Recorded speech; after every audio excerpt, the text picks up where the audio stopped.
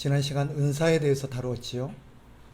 은사에게는 어떤 종류가 있고 그 각 은사들이 어떻게 활용되어야 되는지는 오늘 이 시간에서는 다루지 않겠습니다. 그것은 나중에 고린도전서를 다룰 때 제가 추가적으로 말씀을 드리도록 하겠습니다. 그러나 분명한 것은 은사의 종류가 무엇인가, 우리는 두 가지 사실을 기억해야 합니다. 첫째는 성경에 기록된 것만이 하나님의 은사의 전부가 아니라는 거죠. 두 번째는 우리의 삶에 하나님이 허락하신 모든 것이 다 은사일 수 있다라는 넓은 의미를 생각해야 합니다. 심지어는 우리의 재능뿐만 아니라 우리의 수명까지도, 우리의 건강까지도 은사일 수 있습니다. 그리고 우리의 주어진 많은 시간들과 또 우리가 할 수 있는, 손으로 할 수 있는 모든 것들, 우리가 소유하고 있는 모든 것들이 다 하나님의 은사일 수 있다라는 생각을 가져야만 우리는 바르게 하나님의 뜻을 받들며 살 수 있습니다. 로마서는 은사의 종류가 아니라 하나님이 주신 은사를 어떻게 또 어떤 마음으로 사용해야 되는지를 우리에게 가르치고자 하고 있습니다. 은사는 하나님의 선물이죠. 목적이 있는 선물입니다. 다른 사람을 섬기며 살라는 거예요. 그것이 하나님께서 우리에게 선물을 주신 목적입니다. 따라서 이 은사는 우리가 섬기는 삶의 현장 속에서 비로소 하나님의 뜻을 우리가 받들 수 있고, 또 그런 은사가 바르게 사용되고 있는지는 우리가 섬기는 현장 속에서 살필 수 있습니다. 그 은사로 섬기는 우리의 모습은 어떠해야 하는가 하는 것이 오늘 본문의 대답이라고 할 수 있습니다. 한 문장으로 하나님의 은사가 어떻게 구현되어야 되는 것인가 하는 것을 말씀드린다면 사랑이라고 표현할 수 있습니다. 사랑. 은사는 사랑이라는 이 태도의 토대 위에서 바르게 사용될 수 있습니다. 그리고 그것만이 우리를 향하신 하나님의 은사를 바르게 구현하는 길입니다. 은사는 사랑에 기초한다고 할 수 있죠. 하나님께서 우리에게 은사를 주신 이유도 우리를 향한 하나님의 사랑 때문이고, 그러니 우리가 그 은사를 다른 사람을 향해서 베풀어야 하는 동기 역시 사랑입니다. 사랑은 모든 은사의 기초입니다. 왜 우리가 이 은사를 가지고 다른 사람을 섬겨야 되는가?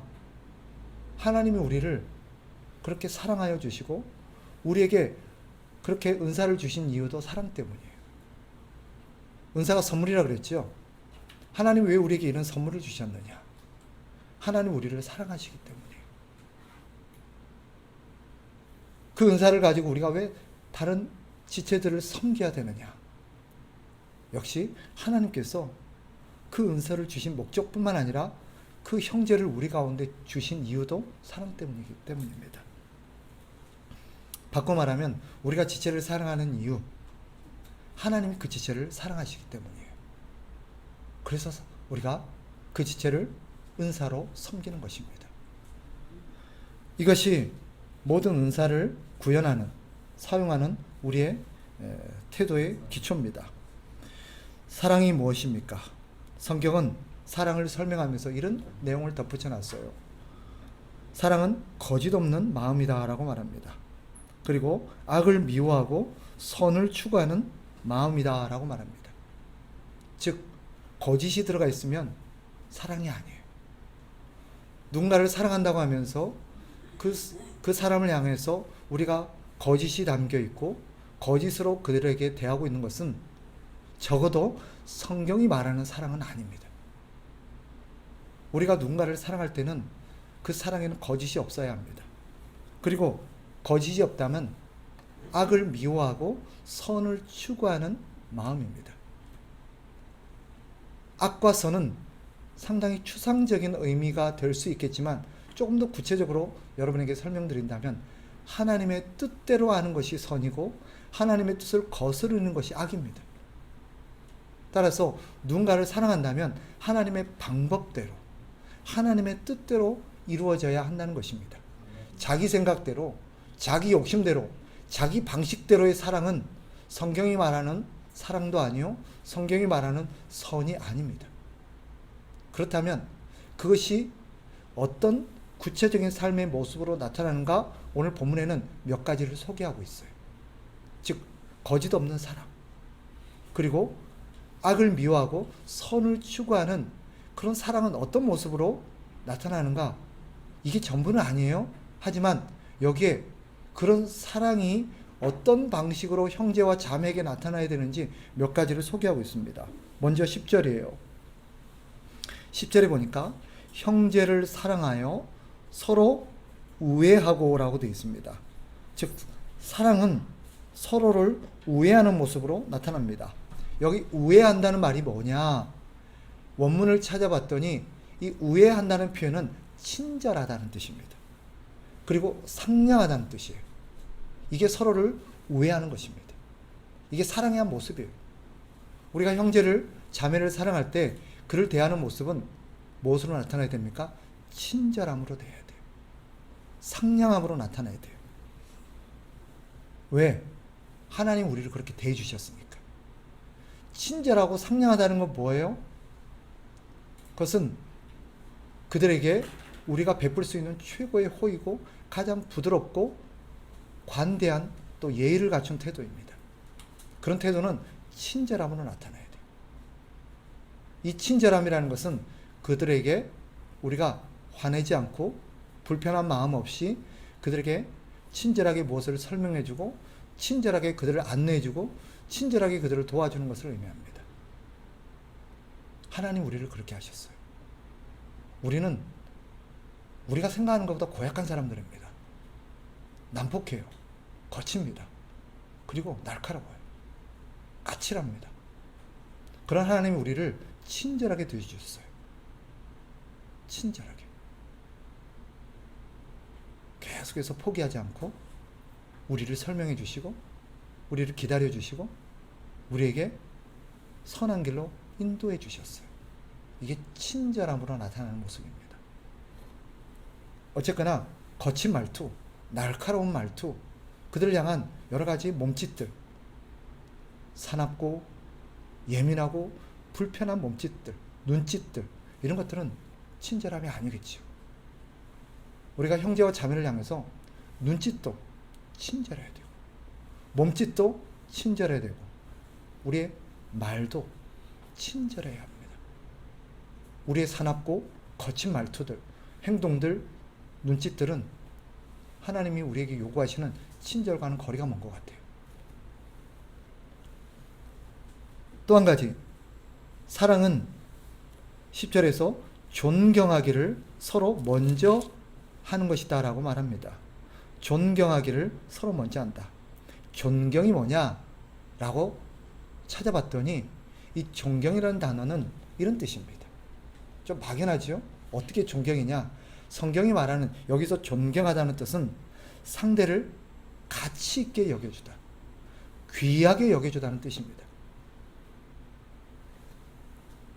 상대를 상당히 가치 있고 귀한 사람으로 여겨주는 거예요. 그런데 그 앞에 어떤 수식어가 붙어 있어요?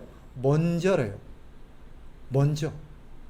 상대가 나한테 그렇게 해줘서 또 그러기를 기다렸다가 그가 해주니까 내가 그렇게 한 게 아니라 네가 먼저 상대를 가치 있고 귀한 사람으로 여겨주라고 말합니다. 여기서 가치 있고 귀하게 여기다는 게 좀 모호할 수 있는데 성경의 표현을 빌리면 그를 하나님의 형상으로 대해주는 거예요. 다르게 표현하면 그걸 더 넘어서서 하나님의 자녀로 대해주는 거예요. 심지어 성경은요 어떻게 표현하고 있냐면 골로새서 3장 23절에 보니까 이런 가치 있고 귀하게 여겨주는 것을 뭐라고 표현했냐면 죽게 하듯 하라고 되어 있습니다. 즉 하나님을 대하듯 그렇게 하는 것이다 라고 가르치고 있어요. 그러니까 한 사람을, 한 지체를 우리가 존경한다는 것은 무슨 뜻이에요? 그를 하나님의 가치로, 하나님을 대하듯 그렇게 예우해 주는 거예요. 그렇게 섬겨주는 거예요. 그게 존경하는 거예요. 성경은 또 이렇게 말하죠. 너희가 여기 내 형제 중 지극히 작은 자 하나에게 한 것이 곧 내게 한 것이니라. 여러분의 머릿속에 우리 지체들뿐만 아니라 여러분이 생각할 수 있는 가장 가치 없고 사소하고 여러분이 하찮게 여길 수 있는 어떤 사람을 떠올려 보세요. 하나님은 그 사람을 하나님을 대하듯 대해주기를 요구하세요. 그게 사랑으로 선하게 대하는 모습이라고 말합니다. 오해하지 마십시오. 성경은 내가 그를 그렇게 귀하고 그렇게 가치 있게 여겨주면 상대도 나를 그렇게 해줄 거라고 약속하지 않아요. 많은 사람들이 이렇게 설명하곤 합니다. 내가 먼저 그 사람을 가치 있고 존귀하게 대해주면 그 사람도 나를 그렇게 대해준다. 현실은 그렇지 않아요. 우리가 알듯 그렇지 않는 고약한 사람들이 많습니다. 나는 그 사람을 굉장히 존중해줬고 귀하게 여겨줬고 나는 그 사람에게 아주 친절과 예의를 갖추고 하나님을 대하듯 그렇게 해줬는데 상대는 나에게 굉장히 무례하게 할 때가 있어요. 그런 나를 무시할 때도 있고 그런 나를 업신여길 때도 있고 심지어 그런 나에게 오히려 화살을 쏠 때도 있어요. 그럼에도 우리가 상대를 대할 때 가치 있고 귀한 존재로 여겨야 하는 까닭은 뭐냐? 하나님이 우리를 그렇게 대해 주셨기 때문에. 우리가 알듯 원래 우리는 하나님을 어떻게 대했어요? 우리는 하나님을 원수처럼 대했어요. 하나님의 호의에도 불구하고 하나님의 호의를 배신하면서 하나님 앞에 감히 하지 말아야 될 짓을 했고 하지 말아야 될 말들을 뿜어냈어요. 그런데 하나님이 먼저 우리를 어떻게 대해 주셨어요? 우리를 가치 있게 해 주셨어요. 우리를 귀하게 여겨 주셨어요. 우리를 위해서 하나뿐인 하나님의 아들 예수 그리스도를 희생시킬 만큼 우리를 아주 가치 있는 존재로 여겨 주셨어요. 그래서 우리가 하나님을 그렇게 대하는 것이고 하나님이 우리가 미워하는, 우리가 싫어하는, 우리가 사소하고 하찮게 여기는 그 지체를 하나님이 귀하게 여기고 있기 때문에 우리도 그를 귀하게 여겨야 되는 거예요.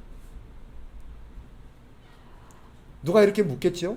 아니 그런 사람을 왜 내가 먼저 그렇게 가치 있고 존귀하게 여겨줘야 돼요? 하나님이 우리를 그렇게 대해주셨고 하나님이 그 형제를 그렇게 여기고 있기 때문에. 그런데 여기다가 하나님이 결정적으로 뭐라고 덧붙이시냐면 이렇게 말씀하세요. 내가 너희 각 사람의 행위대로 갚아주리라. 지극히 작은 자 하나에게 한 것을 하나님은 하나님께로 한 것으로 여겨주시고 그에 대한 보상과 그에 대한 대가를 하나님이 갚아주신 거예요. 복음서에 보면 하나님의 오른편에 있는 자들에게 얘기하죠. 이들이 묻습니다. 하나님, 왜 하나님 우리를 그렇게 여겨주십니까? 왜 우리를 이렇게 구별하여 주셔서 오른쪽에 있게 하시고 하나님의 나라를 상속해 주는 거죠? 왜 우리에게 이토록 하나님의 그런 복락들을 누릴 수 있도록 우리에게 이런 귀한 것들을 주십니까? 라고 물었을 때 하나님이 이렇게 대답하셨어요. 이유가 왜냐하면 네가 지극히 작은 자 하나를 바로 잘 나를 대하듯 그렇게 대해줬기 때문에. 네가 지극히 작은 자 하나, 우리가 하찮게 여기고 무시하고 외면할 수 있을 만한 그런 사람을 하나님을 대하듯 귀하게 여겨줬기 때문에 그건 곧 나에게 한 거야. 그래서 내가 너에게 갚아주는 거야.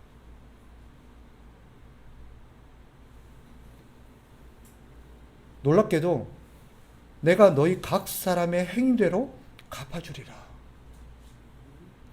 이 말씀을 복음서에서도 하셨지만 마지막에요 계시록에서도 하세요. 내가 너희 각 사람이 행한 대로 갚아줄 거다. 참 무서운 얘기지요. 그런데 왼편에 있는 자들이 이렇게 물었어요. 아니, 하나님, 내가 언제 하나님을 그렇게 함부로 대했습니까? 하나님을 그렇게 하찮게 여겼으며 하나님을 가치없게 여겼습니까? 내가 언제 하나님을 무시했나요? 그랬더니 하나님이 그들에게도 똑같이 대답하죠. 왜냐고? 네가 네 옆에 있는 작은 형제 하나를 무시했기 때문이야. 네가 그를 모욕하고 그를 업신여기고 그를 외면하고 그를 괴롭혔기 때문이야. 그거 곧 나한테 했던 거야. 라고 하나님이 대답하셨어요. 그것으로 그들의 영원한 운명이 갈렸어요.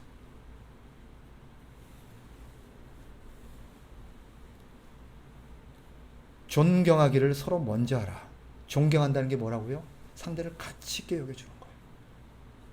이게 사랑입니다. 근데 먼저 그렇게 하래요. 우리가 먼저 그렇게 하면 하나님 우리를 그렇게 대해주시고 여겨주시고 우리를 그렇게 보상해 주시겠다고 말합니다.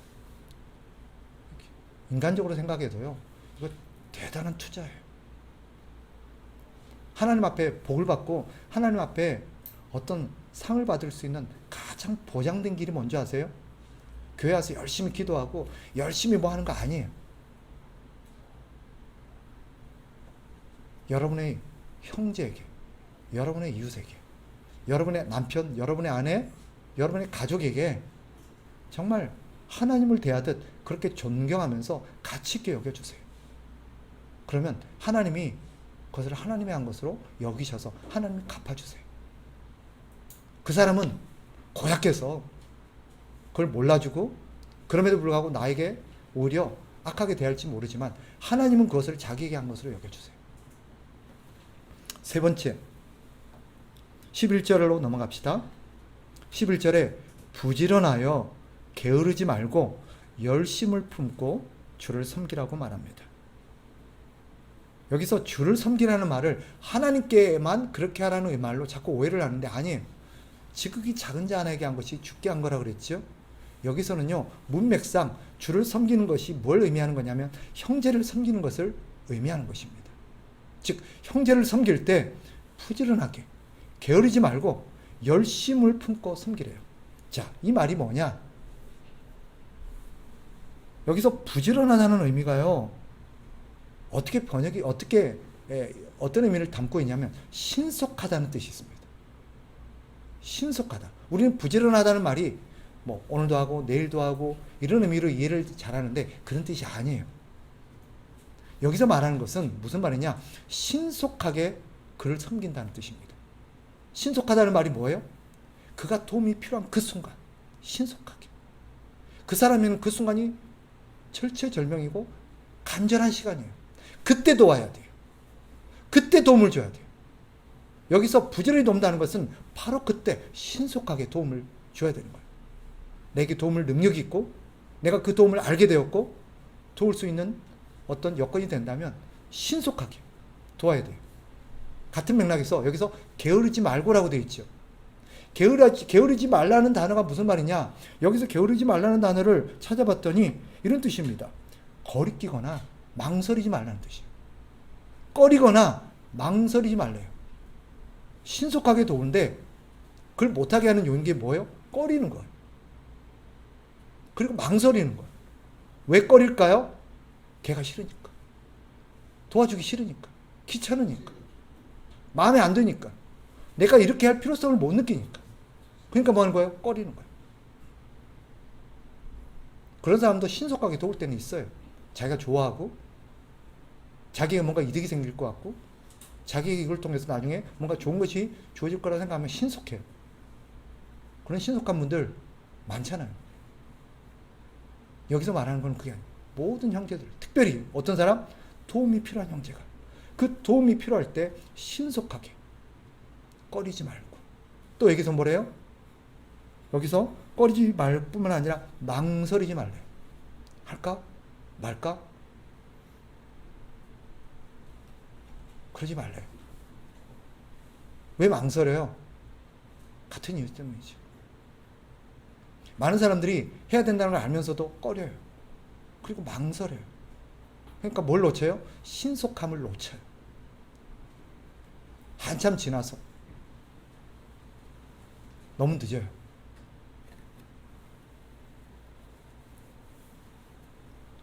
그리고 마지막으로 여기 보니까 열심이라고 되어 있죠. 열심히. 이 열심이라는 단어를 찾아봤더니 무슨 말이냐? 열심히 한다는 것은 어떤 부지런함과 같은 의미로 생각이 들었는데 그런 의미가 아니에요. 여기서 말하는 열심이라는 것은 넉넉하게, 풍성하게, 충분하게 그런 뜻입니다. 즉 다른 사람을 섬길 때 어떻게 하라는 거예요? 그가 도움이 필요한 순간 신속하게 섬기되 꺼리지 말고, 망설이지 말고, 또 어떻게 하지 말고, 인색하지 말고, 도울 때 어떻게? 충분히, 풍성하게 그렇게 도우라는 거예요. 우리는 도우면서도 정말 인색하게 도울 때가 있어요. 마지 못해서. 안 하는 것보다 나을 수 있겠지만 하나님 우리에게 요구하시는 것은 뭐예요? 신속하게 도우셨어요. 그리고 꺼리나 망설이지 않고 풍성하게 우리 주님께서 우리에게 그것을 베풀어 주셨어요. 우리에게 그걸 기대하시는 거예요. 주님이 우리에게 그렇게 해주셨으니까. 생각해 봅시다. 아까 앞서서 주님이 그렇게 말씀하셨죠? 내가 너희 각 사람이 행한 대로 갚아주리라. 이 말이 참 무서운 말이라 그랬죠? 그 말을 곰곰이 생각해 보세요. 시편도 그렇고 잠언도 그렇고 너희가 귀를 닫고 도움이 필요한 사람의 귀를 닫고 도와주지 않으면 나도 너희를 향해서 귀를 닫아버리겠대. 그런 말이 있어요. 네가 부르짖을 때도 들을 자가 없을 거다라고 그래요. 그런 말이 실제로 있어요. 근데 이것이 이 말과 일맥상통해요. 너희가 행한 대로 내가 갚아주겠다. 이 말을 우리가 하나님의 향해서 적용해 봅시다. 도움이 필요한 지체들이 있는데 우리가 그 도움을 필요하다는 걸 알면서도 우리가 도울 여력이 있고 도와줄 수 있다는 걸 알면서도 꺼리거나 망설이거나 또 인색하게 도와줬다면, 그리고 하나님 우리를 그렇게 갚아주신다면, 하나님이 우리가 하나님 앞에 절박하게 기도해, 하나님 내가 죽게 생겼어요. 나 좀 도와주세요. 빨리 좀 도와주세요. 내가 죽을 것 같아요. 그런데 하나님께서 막 도와줄까 말까 도와줄까 말까, 싫어, 쟤 싫어, 그런다고 생각한다고 해봐요. 하나님 우리를 그렇게 대한다고 생각해봐요. 우리가 기도하는데 하나님께서 우리 앞에서 어쩌지 도와줄까 말까 그러고 있다고 생각해봐요. 더군다나 하나님께서 등을 돌리신다면, 귀를 막아버리신다면, 문을 닫아버리신다면, 누군가 여러분에게 방문을 열고 나 좀 도와주세요 하고 문을 열었는데 됐어요, 가세요, 문을 딱 닫아버렸어요. 근데 하나님께서 우리가 기도할 때 문을 딱 닫아버리신다면 어떨까요?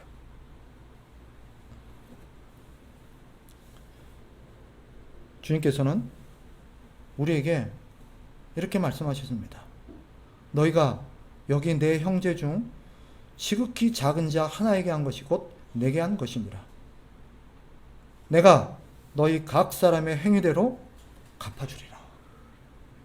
이 표현이 사실 우리가 하나님의 말씀에 순종하고 우리가 이렇게 하나님의 사랑을 입은 자로서 하나님 주신 선물들을 함께 나누며 살아갈 때는 한없이 큰 복과 격려의 말씀이 돼요. 소망의 말씀이 돼요.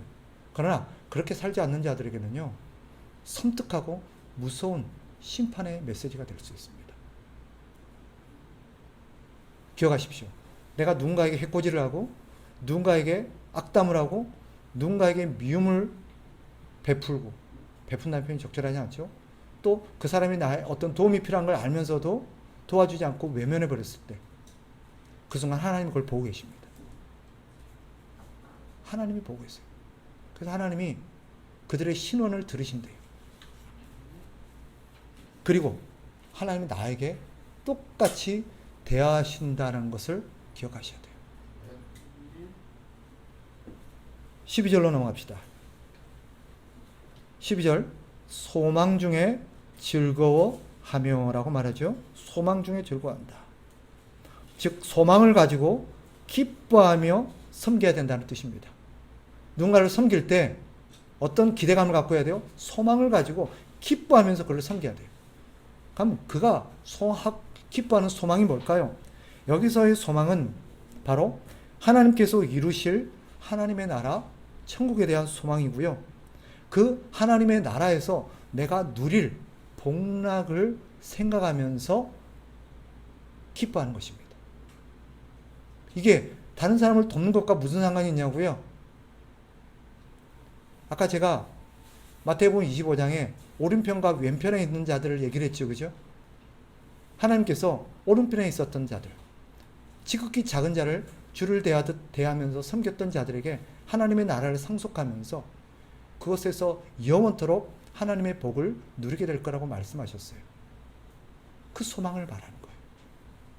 내가 하나님을 섬기듯 이웃을 섬기며 지극히 작은 자를 돌보면서 우리는 어떤 마음의 소망을 가지고 기뻐해야 되느냐?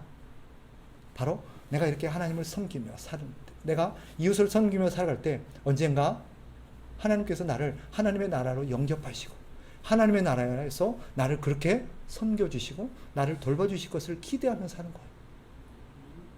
그것도 우리는 그대로만 해줘도 감지덕지인데 하나님께서는 천배 만배 갚아주신대요. 그러니 얼마나 기뻐요. 얼마나 기뻐요. 나는 그 사람에게 작은 것 하나 줬을 뿐인데 하나님 내게 큰 것으로 갚아주시는 거예요.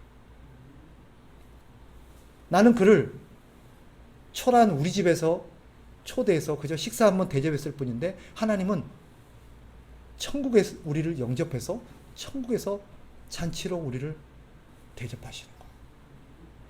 그래서 여러분의 집을 열고 나그네를 대접해야 되는 거예요. 이웃을 대접해야 되는 거예요. 여러분의 집을 열고 여러분의 집에서 누군가를 대접할 때 하나님은 하나님의 집을 여세요. 여러분의 지갑을 열 때 하나님은 하나님의 지갑을 열어요. 여러분의 지갑에는 얼마 없어요. 하나님의 지갑에는요 무한히 많이 들어있어요.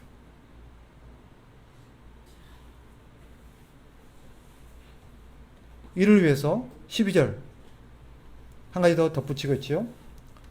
자, 환난 중에 참으며 기도에 항상 힘쓰라 라고 말합니다. 이것을 위해서 환난 중에 참으며 기도에 항상 힘쓰라. 왜 이렇게 말씀하실까요? 분명하게 이렇게 주를 섬기는 일에 환난이 있기 때문이에요. 어떤 환난이겠어요? 내가 이렇게 그를 섬겼는데도 그가 나를 이렇게 대해주지 않는 거예요. 세상은 나를 그렇게 대해주지 않는 거예요. 오히려 세상은 나를 오해하고 오히려 나를 모독하고 나에게 오히려 해코지를 하는 거예요. 나는 선으로 갚아줬는데 악으로 나에게 갚는 거예요. 이게 환난이에요. 그런데 성경은 환난 중에 참으며 기도에 항상 힘쓰래요. 참고 기도하라요. 왜 그러냐? 두 가지 이유 때문입니다. 우리 힘으로는 이렇게 하나님을 섬기며 살 수가 없어요. 왜요? 사실 우리에게는 욕심이 많아요. 우리 주머니 안에 들어온 것은 절대 남한테 안 주려고 그래요. 한번 내한테 들어오면 내 거예요. 어린아이들이 그렇잖아요. 나한테 들어오는 순간 내 거야. 그때부터는 내 거야. 내 맘대로 할 거야. 주기 전까지는 내가 이걸 나눠주면 어떻게 할 거야? 이것도 하고 저것도 하고. 그래? 줬어요. 일단 받았더니 마음이 바뀌는 거예요. 이게 어린아이들이에요. 내 주머니에 들어오면 내 거라 생각해요. 하나님이 나에게 주셨을 때 어떤 의도로 주셨는지 우리는 알아요. 배웠잖아요.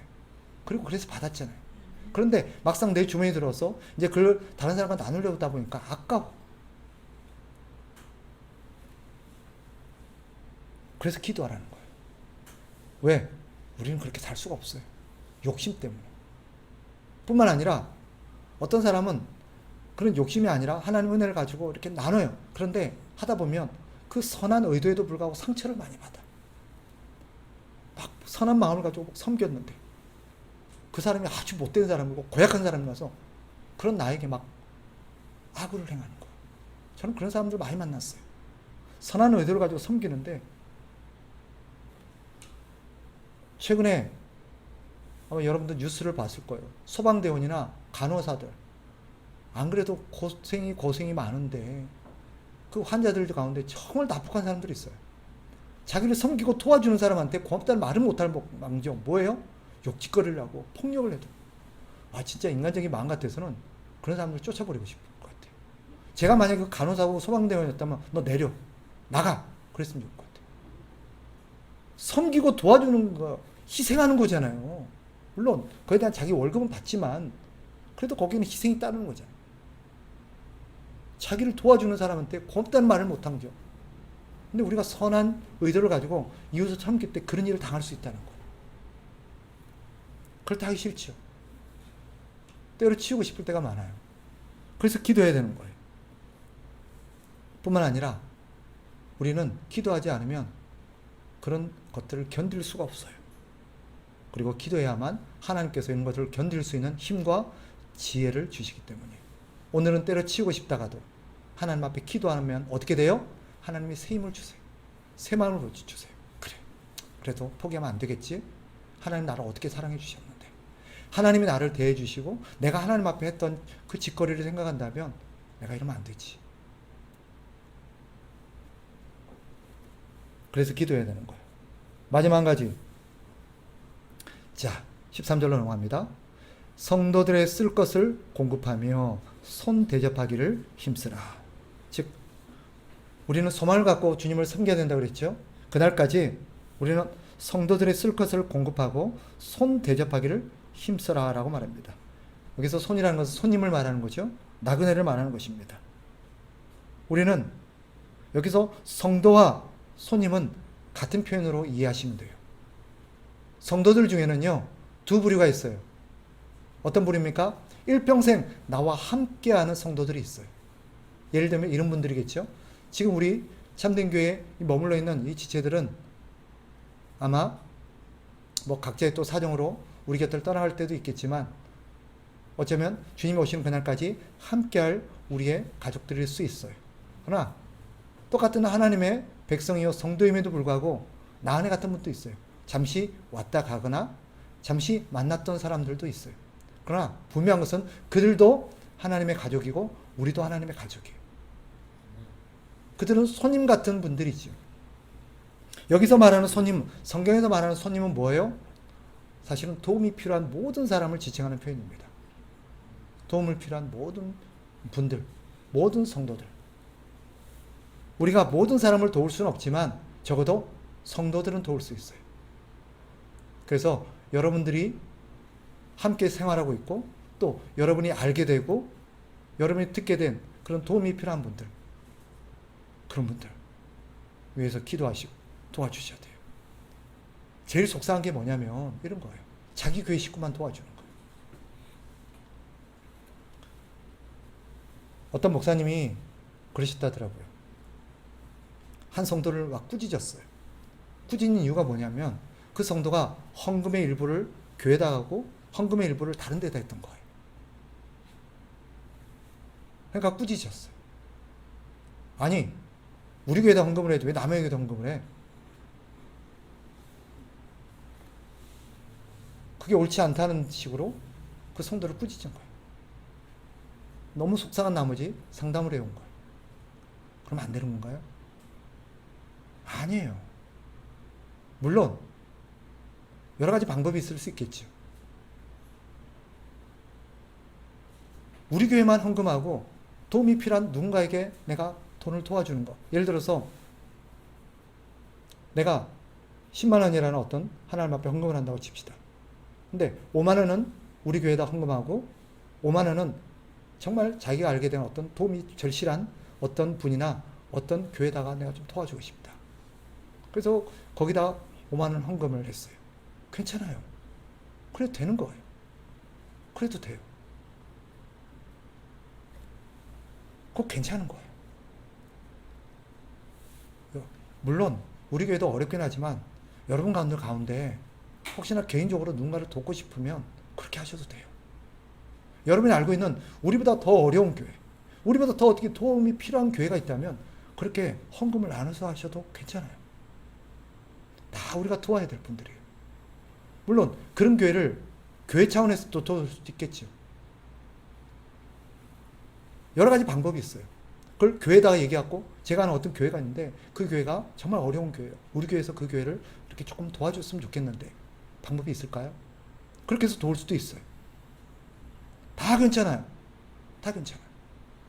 반드시 헌금을 우리 교회다만, 우리 성도들만 도와야 되는 거 아니에요. 다른 성도를 도울 수 있어요. 성경은 손님 대접하기를 힘쓰라고 말합니다. 여기는 도움이 필요한 모든 성도들이 다 포함돼요. 우리가 함께 생활하는 성도뿐만 아니라, 우리 교회만 교회입니까? 우리 교회만 하나님의 가족이고 하나님의 자식입니까? 아니에요. 이웃 교회들도요, 다 하나님의 자식이고 하나님의 가족이에요. 그들도 하나님이 돌보시는 아픈 손가락들이에요. 우리 교회만 위해서, 우리 성도들만 위해서 기도하면 안 돼요. 우리 성도들, 우리 교회만 위해서 전도하였어도 안 돼요. 다 우리가 돌봐야 될 사람들이에요. 사실 성경의 가르침에 따르면 우리 중에 나그네가 아닌 사람이 어디 있어요? 우리라고 언제까지 한 교회만 섬기라는 법도 없고, 한 지역에서만 살라는 법 없고, 우리라고 언제나 이렇게 도움 받지 말라는 법 있어요? 우리도 도움이 필요할 때가 있잖아요. 우리도 그럴 날이 와요.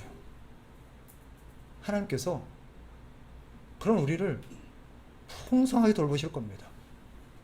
풍성하게. 왜? 우리가 그렇게 섬겼으니까. 하나님께서, 저는 그렇게 믿어요. 모든 사람을 사랑하시고 모든 사람을 돌보시고 모든 사람을 도우시겠지만, 우선순위를, 이건 제 생각이에요. 하나님께서 가장 먼저 도우신다면 그런 사람을 먼저 도우실 것 같아요. 왜? 그런 사람을 도울 때 그런 사람을 통해서 하나님의 사랑이 흘러가니까. 어떤 사람은 도와주면 자기 뱃속으로만 들어가요. 자기 주머니로만 들어가요. 그런 분은 썩죠. 하나님은 더 이상 그런 사람에게 물질을 안 주세요. 그런 사람에게 더 이상 선물을 안 주세요. 저는 제가 그런 썩은 고인물이 될까봐 참 두려워요. 우리 교회가 그런 썩은 물이, 고인물이 될까봐 무서워요. 그럼 우리 교회는 소망이 없어요. 저도 그렇고 여러분도 그렇고 소망이 없어요. 그런 사람은. 여러분의 주머니 속에서, 여러분의 인생 속에서, 여러분의 생각 속에서 하나님의 선물들이 썩고 있지 않는지 잘 생각하셔야 돼요. 하나님은 흘러가서 비워진 만큼 채워주세요. 왜 안 채워주시냐? 더 이상 채울 필요가 없기 때문에 하나님은 안 채워주시는 거예요.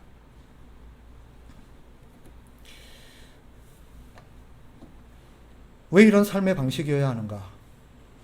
왜 하나님은 우리에게 선물을 주시고 이 선물이 또 다른 사람에게 흘러가는 삶의 방식대로 우리를 살게 하시는가? 이것이 하나님께서 계획하시고 만들어 가시는 하나님의 나라, 새로운 세상에 대한 존재 방식이에요. 은사는 하나님께서 이루시고자 하는 새로운 세상을 살아가게 하시는 새로운 피조물들의 삶의 방식입니다. 그렇게 살아야 돼요. 하나님은 우리에게 선물을 주시고 우리는 그 선물을 다른 사람들과 나누며 살아가야 돼요. 하나님 꿈꾸시고 하나님께서 추구하시는 세상이 그런 세상이에요. 그래서 하나님께서 한 사람에게 많이 주셔도 하나님이 걱정을 안 해요. 두려워 안 해요. 한 사람에게 조금 덜 주셔도 걱정이 안 해요. 하나님이 의도하신 게 원래 그런 거예요. 왜 누군가에는 많이 주시고 누군가 작게 주시냐? 하나님의 의도는 분명해요. 더 많이 주는 사람이 작게 주는 사람에게 나누기를 바라는 거예요.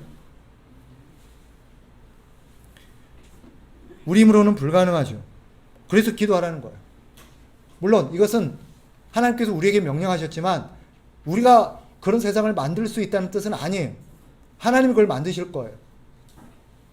그러나 우리는 그런 하나님의 뜻을 이해하고 하나님의 뜻에 동참해야 합니다. 잘 안 될 수 있죠. 잘 안 된다는 것이 그렇게 살지 않아도 된다는 뜻은 아닙니다. 전도해도 잘 안 돼요. 그 말은 맞아요. 그러나 그것이 전도를 안 해도 된다는 뜻은 아니에요. 내가 남들 돕고 막 베풀고 살고 싶은데 잘 안 돼요. 그게 우리예요. 그게 당연한 거예요. 그러나 그렇기 때문에 그렇게 살지 않아도 된다는 뜻은 아니에요. 우리는 그렇게 살아야 합니다. 이것이 새로운 피조물인 우리의 존재 방식입니다. 우리의 삶의 방식이에요. 하나님은 주시고 우리는 나누고, 하나님은 우리에게 선물로 주시고 우리는 그걸 다른 사람에게 베풀고, 그렇게 살기를 거부하는 자는 하나님의 나라에 살 자격이 없습니다. 하나님은 그런 자를 세상에 살도록 허락하지 않으실 것입니다. 이건 성경이 가르치는 분명한 진리입니다. 하나님은 그런 자에게 하나님의 나라를 한 평도 허락하지 않으세요. 말씀을 정리하겠습니다. 그러니 어쩌라는 말이죠? 하나님 주신 선물을 지체들에게 나누라는 거예요. 지체를 돌보라는 것입니다. 우리의 목표는요, 우리가 돌봐야 될 자들을 돌보는 거예요. 우리가 가진 것을 하나님 주신 선물로. 그래서 그를 섬기고 그와 나누고 그와 더불어 살아가는 것이 우리의 존재 방식입니다. 하나님께서 교회를 허락하신 이유예요. 교회의 존재 방식이 무엇입니까? 하나님의 나라의 존재 방식이 무엇인지를 세상에 보여주는 공동체가 교회예요. 그런데 오늘날 하나님이 보시건대 교회가 하나님 나라의 존재 방식이 아니라 세상 나라의 존재 방식으로 살고 있어요. 이건 아니에요. 교회는 그렇게 살면 안 되는 거예요. 하나님의 나라의 원리, 하나님의 나라의 존재 방식으로 사는 거예요. 그래서 우리가 성경에서 보듯 하나님이 세우신 최초의 교회 모습이 뭐였어요? 많이 가진 자들이 자기의 소유를 팔아서 가난한 자들과 나누는 거예요. 그리고 함께 나누면서 더불어 살아가는 거예요. 이게 하나님 나라의 존재 방식이거든요. 그런데 부익부 빈익빈의 세상의 존재 방식이 오늘날 교회 안에도 그대로 있어요. 그대로 있어요. 고린도 교회가 하나님 앞에 책망을 받았던 이유가 거기 있어요. 가난한 자들은 여전히 굶주리고 교회 안에서도 굶주려요. 그냥 부자들은 교회 안에서도 밖에서도 넉넉하고 교회 안에서도 넉넉한 거예요.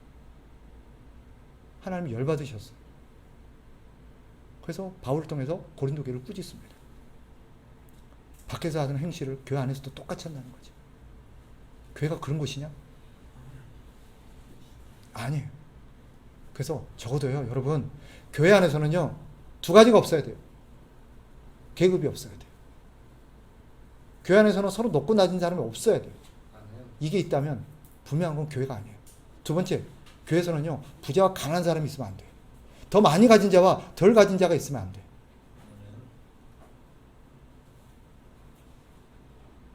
여기서는 많은 설명들이 좀 덧붙여져야 되지만 이게 교회 존재 방식입니다. 가진 자는 자꾸 나눠야 돼요. 자꾸 나눠야 돼요. 덜 가진 자들은 그런 하나님의 은혜를 깨닫고 하나님 것을 우리가 받아 누리되 자기 역시 자기가 할 수 있는 것들을 하면서 함께 누리며 나누며 살아가야 돼요. 이것이 교회의 존재 방식이고 우리의 존재 방식이라는 것을 여러분 모두가 기억하시기를 바랍니다. 기도하겠습니다.